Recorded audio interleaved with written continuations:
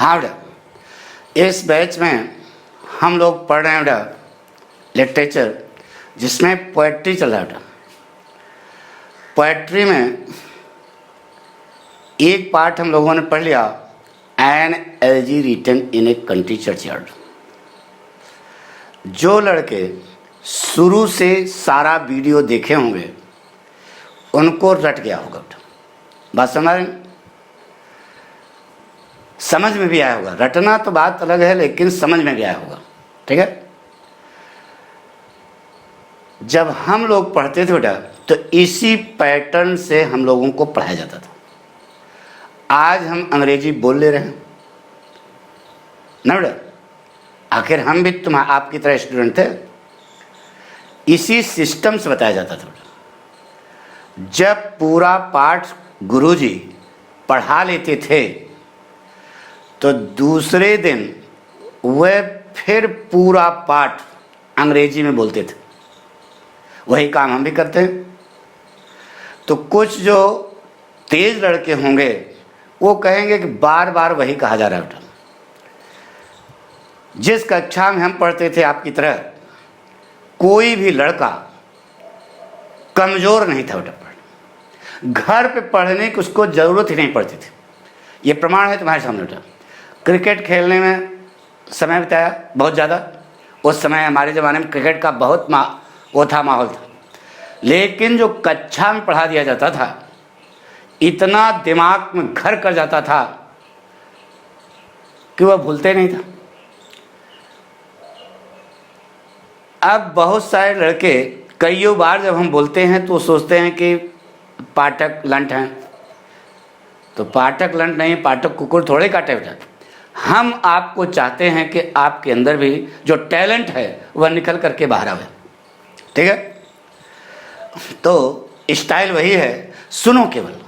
देखो हम लोगों को बताया जाता था बेटा कि बोलना हम लोगों को कैसे आएगा।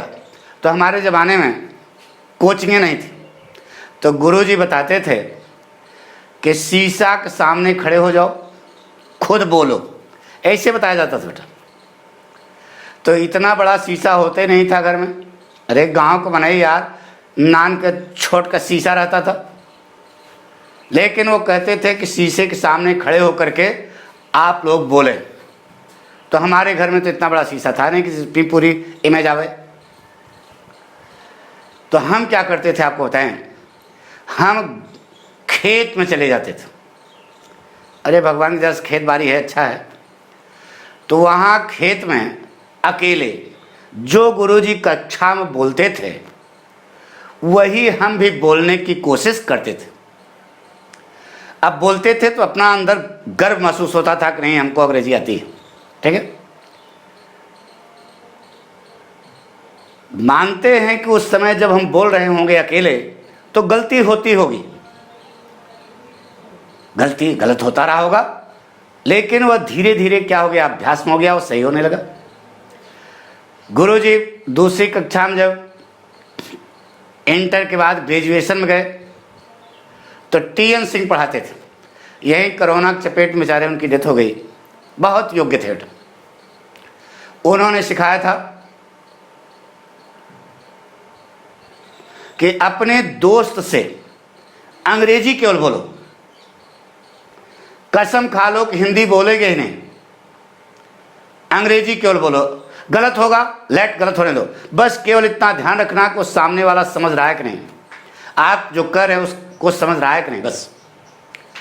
तो इस ढंग से हम लोगों को पहले सिखाया जाता था बेटा कि आपको बोलना कैसे आएगा। आज क्या है, लड़का इंटर कर लेता है, बीए कर लेता है, अंग्रेजी से एमए कर लेता है, फिर भी वह स्पीकिंग सीखने जाता है। एमए कर लिया लेकिन उसको बोलना नहीं आता बेटा। इंग्लिश मीडियम की बात नहीं कर रहा हूं, यूपी बोर्ड की बात कर रहा हूं। तो स्पीकिंग सीखने उसको जाना पड़ता है बेटा। स्पीकिंग कोई माठा घोर के पिला नहीं देता बेटा, वो विद्यार्थी को खुद अभ्यास करना पड़ता है बेटा। हमारी बात सुनो। इसलिए जितनी बार हम रिपीट करें उसको ध्यान से हमेशा सुनना बेटा। तो आज हम पूरा पाठ पढ़ने जा रहे हैं क्या, an elegy written in a country churchyard. ठीक है, शुरू किया जाए। गुड, ध्यान सुनो बेटा। पाठ का नाम है an elegy written in a country churchyard. इस पाठ को लिखा है थॉमस ग्रे ने, जिसे अंग्रेजी साहित्य जगत में एक ट्रांजिशनल पोएट के रूप में जाना जाता है। यह कविता एक एलजी है, साफ साफ नाम में लिखा है एलजी, शोक गीत। इस कविता की राइम स्कीम है ए बी ए बी। कविता की विषय वस्तु है कि जिंदगी रूपी यात्रा का अंतिम लक्ष्य कब्र है, इसलिए हमें किसी भी चीज पर गर्व नहीं करना चाहिए। यह कविता के थीम है। तो पहला स्टैंजा शुरू करते हैं बेटा। अपनी जादुई कलम की ताकत के माध्यम से कवि ने इस पाठ के शुरू के स्टैंजा में एक देहात के गिरजाघर के आसपास के प्राकृतिक सौंदर्य का, शाम के समय का सजीव चित्र प्रस्तुत करने की क्या की है, कोशिश की है। शाम का समय है, कवि एक देहात के गिरजाघर में बैठा है। उसी समय चर्चयार्ड की घंटी कर्फ्यू के घंटी की तरह बजती है, जो बता रही है कि चर्चयार्ड के आसपास का इलाका जंगली जानवरों के भय और आतंक से व्याप्त होने वाला है। बूढ़े दिन की मौत पर चर्चयार्ड की घंटी नेल घंटी की तरह बजती है, जो बता रही है कि अब शाम होने वाली है। तो चर्चयार्ड में बजी हुई कर्फ्यू की घंटी की आवाज को सुन करके चर्चयार्ड के आसपास के खेतों में चरने वाले जानवर हुंकार मारते हुए अपने घर को वापस जा रहे हैं, क्योंकि उन्हें जंगली जानवरों से क्या है, डर है। चारागाह के ऊपर मंद मंद मंथर मंथर गज से सुगंधित हवा बह रही है। चर्चयार्ड में बजी हुई घंटी की आवाज को सुनने पर चर्चयार्ड के आसपास के खेतों में काम करने वाले किसान भी अपने घर को वापस जा रहे हैं, क्योंकि उन्हें भी जंगली जानवरों से क्या है, डर। दिन भर धूप में कठिन परिश्रम करने के पश्चात किसान लोग पूर्णतया थक चुके हैं, इसलिए वे अपने रास्ते पर धीरे धीरे चल रहे हैं।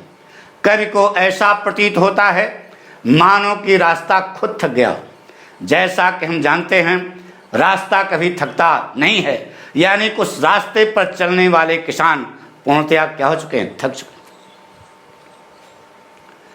तो चर्चयार्ड में बजी हुई कर्फ्यू की घंटी की आवाज को सुनने पर चर्चयार्ड के आसपास के खेतों में चरने वाले जानवर और काम करने वाले किसान अपने घर को वापस जा चुके हैं, क्योंकि उन्हें जंगली जानवरों से क्या है, डर। इस समय कवि चर्चयार्ड के अंधेरे में अकेला है, उसका वहां कोई साथी नहीं है। यानी कि चर्चयार्ड में कवि का केवल एक साथी है, क्या, अंधेरा। इस प्रकार से कवि ने इस पाठ के शुरू के स्टैंजा में एक देहात के गिरजाघर के आसपास के प्राकृतिक सौंदर्य का, शाम के समय का सजीव चित्र प्रस्तुत करने की क्या की है, कोशिश की। ध्यान सुनो, शुरू करें। The poem an elegy written in a country churchyard has been composed by Thomas Gray, who is famous as a transitional poet in the world of English literature. This poem is an elegy. The rhyme scheme of the poem is A-B-A-B. The theme of the poem is that the goal of life's journey is nothing but grave, so we should not be proud of our anything. By using the power of his magic pen, the poet Thomas Gray has tried his best to draw the real picture of the beautiful surroundings of nature around the churchyard of a country at the time of evening in the opening stanza of this poem. It is about to be evening. The poet Thomas Gray is sitting in the churchyard of a country at the time of evening. In the meantime, the bell of the churchyard is rung like a curfew bell, which is indicating that the atmosphere is about to be filled with the horror and terror of the wild animals. On the death of the old day, the bell of the churchyard is rung like a nail, which is indicating that it is about to be evening. So on hearing the voice of the curfew bell in the churchyard, the cattle which were grazing in the fields around the churchyard are going back to their residence, because they all are afraid of wild animals. Sweet, cool and perfumed wind is blowing slowly and slowly over the grassland. On hearing the voice of the curfew bell in the churchyard, the plowmen who were working in the fields around the churchyard are also going back to their residence, because they are also afraid of wild animals. After working hard during the whole day in the sun, the plowmen are totally tired, so they are moving slowly and slowly on their path. It seems to the poet as though the way itself had been tired. As we know, the way never tires. It means the plowmen who are moving on the way are totally tired. So on hearing the voice of the curfew bell in the churchyard, the plowmen and the cattle that were in the fields around the churchyard have gone back to their residence, because they all are afraid of wild animals. Now the poet is alone in the darkness of the churchyard. There is no companion of the poet in the churchyard but darkness.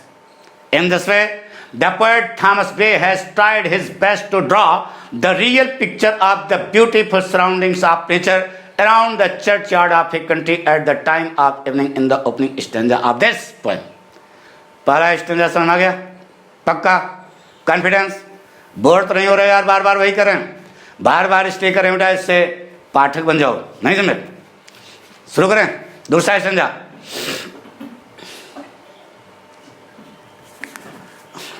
ना बेटा, अपनी जादुई कलम की ताकत के माध्यम से कवि ने इस पाठ के दूसरे स्टेंजा में एक देहात के गिरजाघर के ठीक बगल कब्रिस्तान के वास्तविक चित्र को चित्रित करने की कोशिश की। शाम का समय है, कवि एक देहात के गिरजाघर में बैठा है। देहात के गिरजाघर में बैठा हुआ कवि अपनी निगाहों को कब्रिस्तान की ओर फेंक रहा है, तो उसे पता लगता है कि कब्रिस्तान में बहुत सारे देवदार के और सदाबहार के पेड़ उगे हुए हैं। उन पेड़ों के नीचे बहुत सारी कब्रें हैं।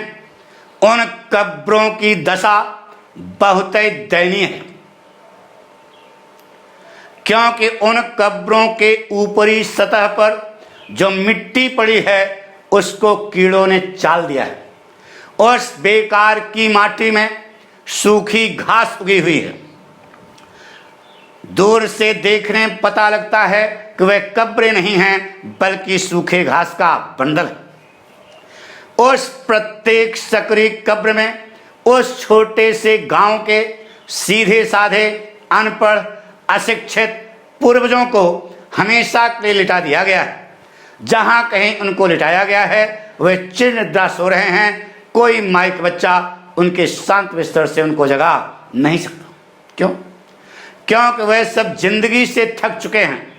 जिंदगी से थके हुए होने के कारण अपनी कब्रों में लेटे हैं, सो रहे हैं, आराम कर रहे हैं बिना किसी डिस्टर्बेंस के। इस प्रकार से कवि ने इस पाठ के दूसरे स्टेंजा में एक देहात के गिरजाघर के ठीक बगल कब्रिस्तान के वास्तविक चित्र को चित्रित करने की क्या की है, कोशिश की। एक हिंदी आ गई, अंग्रेजी बोलेंगे लैंग्वेज देखो। By using the power of his magic pen, the poet Thomas Gray has tried his best to draw the real picture of the graveyard just beside the churchyard of a country at the time of evening in the second stanza of this poem. It is about to be evening. The poet Thomas Gray is sitting in the churchyard of a country at the time of evening. So sitting in the churchyard of a country at the time of evening, the poet Thomas Gray throws his eyes towards the graveyard and comes to know that there are growing a number of elm and yew trees in the graveyard. Under those trees there are a number of graves. The condition of those graves is very poor, because the soul which is lying on the upper surface of those graves has become useless. In the useless soul of those graves there is growing dry grass. It seems to the poet as though those graves were the bundles of dry grass. In each and every narrow grave, the poor, uncivilized, illiterate forefathers of the small villagers have been laid buried, and wherever they have been buried, they are sleeping everlasting sleep. Nobody of this world can make them awake from their peaceful bed, because they are tired of their life. They are sick of their life. On account of being tired of their life, they are lying, sleeping, and taking complete rest in their peaceful beds without any disturbance. In this way, the poet Thomas Gray has tried his best to draw the real picture of the graveyard just beside the churchyard of a country at the time of evening in the second stanza of this poem. आ गया होगा समझ? दूसरा stanza समझ आ गया बेटा? ठीक है, अब बिल्कुल लयबद्ध चल रहा बेटा। तीसरा स्टैंजा क्या बेटा? रात बीत गई, सवेरा हो गया, अभी थॉमस के वहीं चर्चयार्ड में ही हैं ना बेटा। तो अपनी, हिंदी समझो पहले, अपनी जादुई कलम की ताकत के माध्यम से कवि ने इस पाठ के तीसरे स्टैंजा में एक देहात के गिरजाघर के आसपास के प्राक सुबह के समय का प्राकृतिक चित्र प्रस्तुत करने की क्या की है, कोशिश की।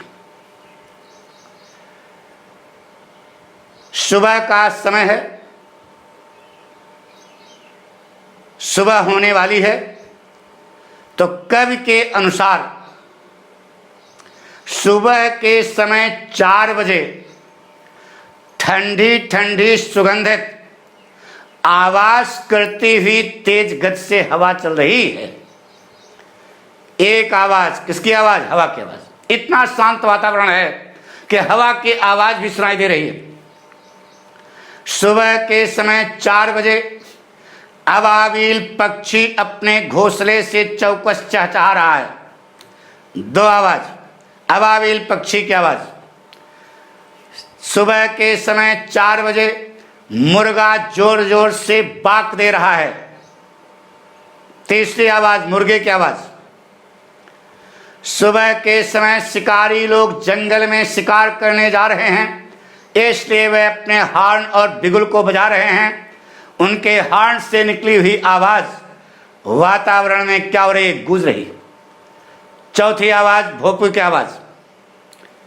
यानी कि सुबह के समय 4 बजे देहात के गिरजाघर के आसपास का वातावरण शोरगुल से भरा पड़ा। इन सारी आवाजों को सुनकर समाज के सामान्य वर्ग के लोगों ने अपना बिस्तर छोड़ दिया है और वे सभी अपने कार्य में क्या हैं, व्यस्त। लेकिन दुख इस बात का है कि इन सारी आवाजों का उन गरीबों पर कोई असर नहीं है जो कब्रिस्तान में देवदार और सदाबहार पेड़ों के नीचे कब्रों में दफनाए गए। तो कवि का यह चैलेंज है कि संसार में कोई आवाज नहीं बनी है जो उन गरीबों को उनके शांत बिस्तर से क्या कर सके, जगा सके। क्यों? क्योंकि वह सभी जिंदगी से थक चुके हैं, जिंदगी से ऊब चुके हैं।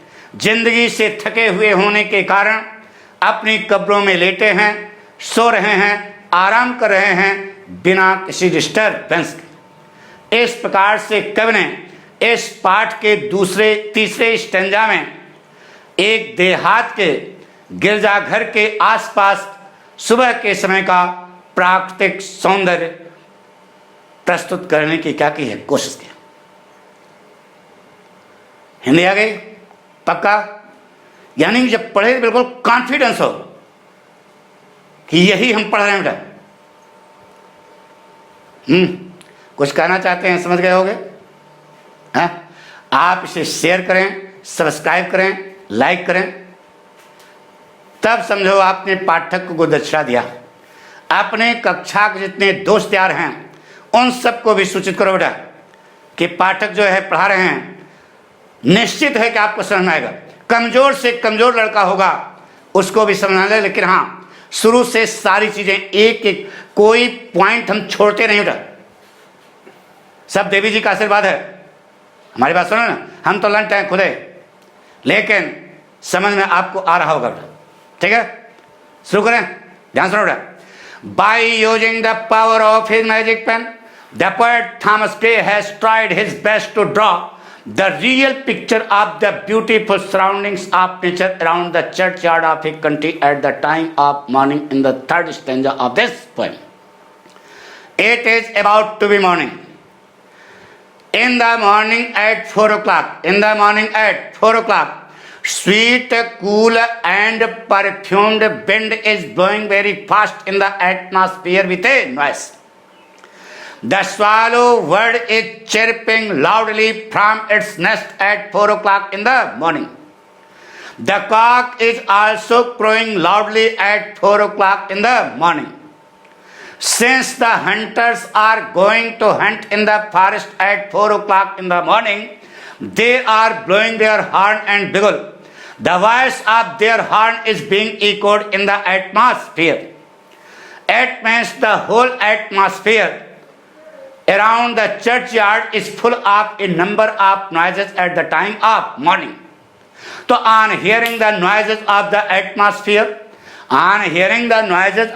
atmosphere, the common people of the society have left their bed and they are busy in their work. But the matter of sadness is that there is no effect of all these noises on those poor villagers who have been laid buried in the graves under the elm and yew trees in the graveyard. They are effectless from all these noises. It is the challenge of the poet that no voice of this world can make them awake from their peaceful bed, because they all are tired of their life. They all are sick of their life. On account of being tired of their life, they are lying, sleeping and taking complete rest without any disturbance. In this way, the poet Thomas Gray has tried his best to draw the real picture of the beautiful surroundings of nature around the churchyard of a country at the time of morning in the third stanza of this poem. बिल्कुल प्राकृतिक सजीवता को प्रस्तुत किया है, कोई बनावटीपन नहीं। आ गया होगा समझ में? पक्का? तो अब हम चौथा स्टैंजा पढ़ने जा रहे हैं। ध्यान सुना, मोस्ट इंपोर्टेंट है बेटा फॉर बोर्ड एग्जामिनेशन। कवि थॉमस ग्रे के हृदय में उन गरीबों के प्रति सहानुभूति है जो कब्रिस्तान में देवदार और सदाबहार पेड़ों के नीचे कब्रों में दफनाए गए। तो अपने हृदय में सहानुभूति रखते हुए कवि थॉमस ग्रे महत्वाकांक्षी लोगों को समझा रहा है, सलाह दे रहा है कि हे महत्वाकांक्षी लोगों, तुम्हें उन गरीबों के उपयोगी कठिन परिश्रम का मजाक नहीं उड़ाना चाहिए। उनका कठिन परिश्रम बहुत उपयोगी था। अगर वे बेचारे कठिन परिश्रम न करते तो वे और उनके परिवार के सदस्य भूखों मर जाते। इसलिए तुम्हें उन गरीबों के उपयोगी कठिन परिश्रम का मजाक उड़ाने का कोई हक नहीं है। अब हृदय में सहानुभूति रखते हुए थॉमस ग्रे महत्वाकांक्षी लोगों को समझाता है कि हे महत्वाकांक्षी लोगों, तुम्हें उन गरीबों के छोटी छोटी घरेलू खुशियों का भी मजाक नहीं उड़ाना चाहिए, क्योंकि तुम्हारी तरह, तुम मोटर गाड़ी बंगला कार वाले हो, तुम्हारी तरह वह गरीब बेचारे भी अपनी छोटी छोटी घरेलू खुशियों में क्या थे? खुश थे। अपने हृदय में सहानुभूति रखते हुए थॉमस वे उन लोगों को समझा रहा है जो महत्वाकांक्षी लोग हैं। कहता है कि हे महत्वाकांक्षी लोगों, तुम्हें उन गरीबों के दुर्भाग्य का भी मजाक नहीं उड़ाना चाहिए। उनके भाग्य ने उनका साथ नहीं दिया, उनकी डेस्टिनी ने उनको कोऑपरेट नहीं किया, उनके लक ने उनका साथ नहीं दिया, अन्यथा आज वे भी राजा होते, रानी होते, राजकुमार होते और अपनी मौत के बाद अपनी कब्रों के ऊपर ताजमहल और मकबराज रखते हैं। उनके कब्रों के दशा दयनीय है, क्योंकि उनके भाग्य ने उनका साथ नहीं दिया। कठिन परिश्रम तो उन्होंने किया, लेकिन उनके भाग्य ने उनका साथ नहीं दिया।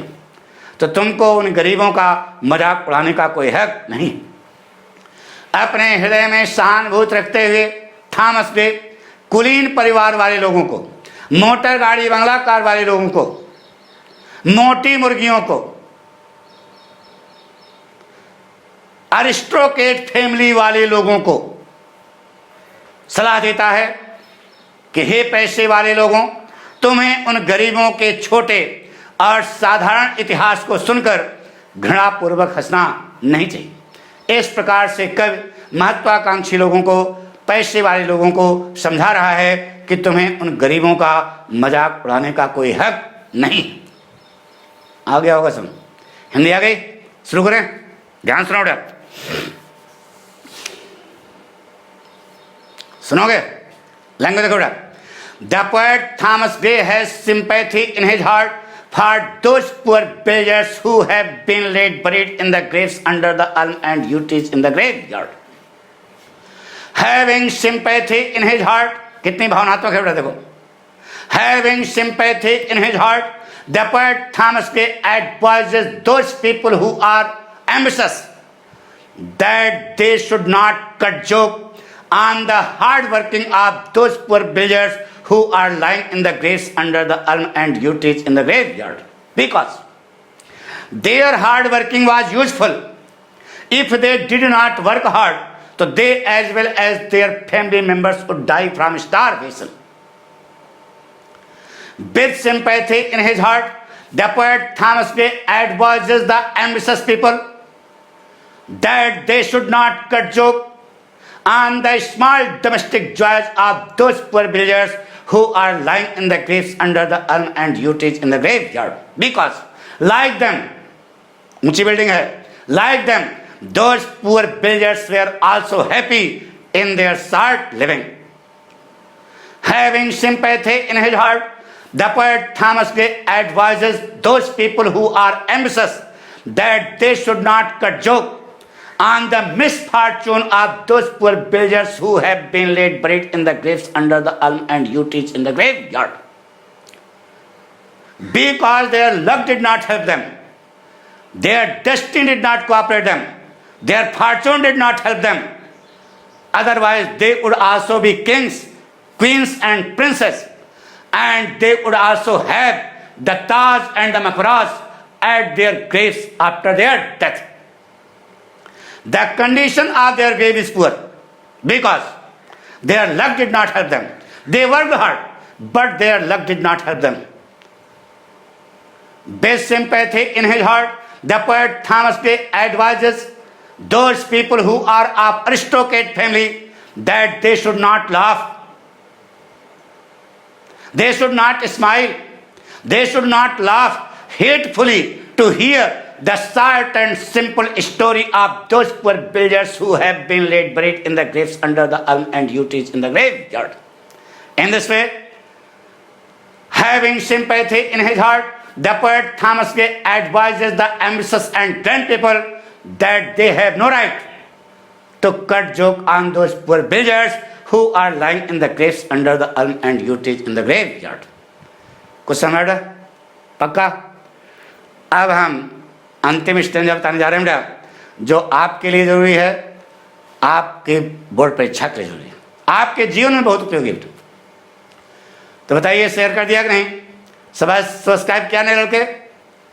लाइक किया? नहीं करोगे तो नहीं पढ़ाएं, क्या कर लोगे? जाओ, नहीं पढ़ाएं। कर दिया ना? पक्का? तो बताएं। कसम खा के प्रचार करना पाठक का, समझ ना? हाँ, बेईमानी ना करना। गुरु कसम खाओ तो फिर इसका मतलब उसका गुरु से कपट नहीं करना चाहिए, नहीं तो गच्चा हो जाएगा। अरे अपने यहाँ कहावत है यार, अब उसको कहना नहीं चाहते, आप समझ रहे होगे। पक्का? गुड। गुरु से कपट में से चोरी नहीं करनी चाहिए, नहीं? तो गुरु से वादा कर रहे हो ना प्रचार प्रसार करने का? गुड। तो लाइक करो, शेयर करो, सब्सक्राइब करो। अब अंतिम स्टेज आउट, सब बहुत एक एक पॉइंट हमने क्लियर किया था। अब आज हम पूरा पाठ बोल रहे हैं तो फिर क्लियर करेंगे तो हम पगला जाएंगे। इसलिए आप पिछले वाले जो वीडियो बनाए, एपिसोड बनाए हैं, उसको पूरा पढ़ करके तब ये पढ़ोगे, तब ज़्यादा आपको मौज आएगी। मौज आएगी, हे पढ़ने में मौज आती है यार। क्रिकेट खेलने के बाद, क्रिकेट खेलने में जितनी मौज आती है उससे ज़्यादा मौज पढ़ने में आती है। हमारी बात सुनो ना।